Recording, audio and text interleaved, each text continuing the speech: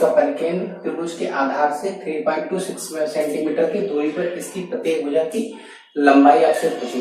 ठीक, तो सबसे पहले आपको पता होना चाहिए कि जो हमारा राइट इक्विलेटरल ट्रायंगल होता है, ठीक है, क्या इक्विलेटरल ट्रायंगल होता क्या है।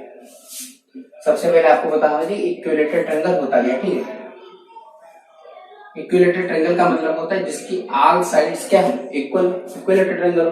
ठीक है,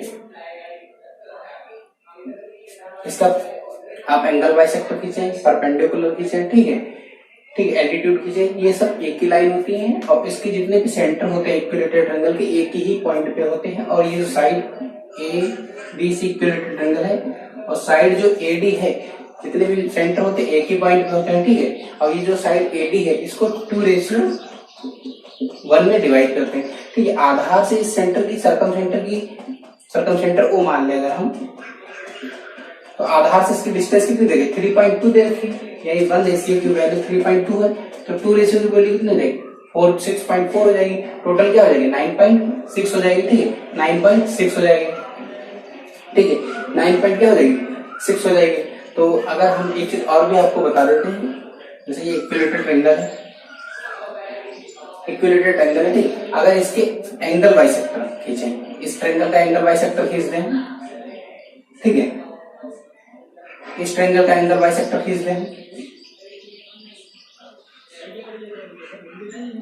इस ट्रायंगल का एंगल बाइसेक्टर खींच दें और इस ट्रायंगल का एंगल बाइसेक्टर खींच देगा हम,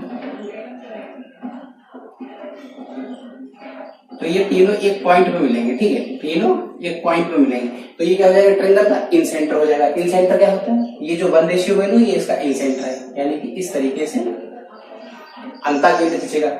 ये जो है आपका क्या है, सर्कम सेंटर है, ये सर्कम रेडियस, सॉरी ये इन रेडियस है, तो इस पे हम इन सेंटर खींचेंगे।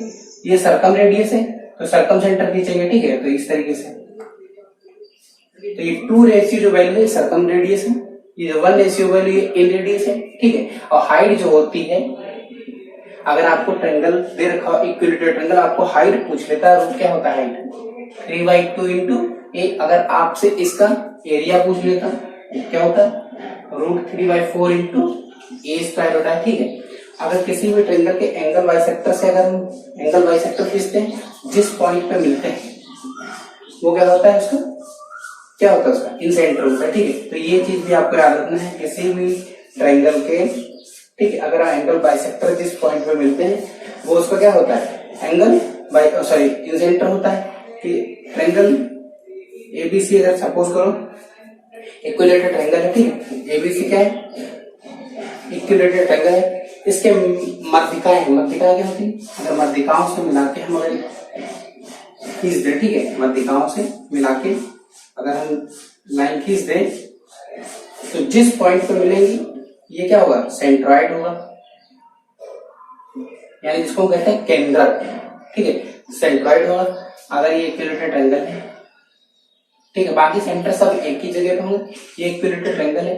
अगर इसका आर्थो सॉरी इसको हम क्या करते हैं, perpendicular bisector, perpendicular bisector bisect भी करे और परपेंडिकुलर भी, यानी इस साइड को बाइसेक्ट भी कर रहा है और परपेंडिकुलर भी है। ठीक है, इसी तरीके से इसका भी परपेंडिकुलर बाइसेक्टर, इस तरीके से इस वाली साइड का भी परपेंडिकुलर बाइसेक्टर अगर हम खींचते हैं जिस सेंटर पे मिलते हैं। ठीक है, परपेंडिकुलर बाइसेक्टर हम खींचते हैं। ठीक है, इस साइड का परपेंडिकुलर बाइसेक्टर खींचा, इस साइड का परपेंडिकुलर बाइसेक्टर खींचा। ठीक है, ये जिस पॉइंट पे मिलते हैं, ठीक, उसको कहते हैं सर्कम सेंटर। क्या कहते हैं, सर्कम सेंटर। तो ये चीज आपको भी पता होनी चाहिए। ठीक है, कि 3.6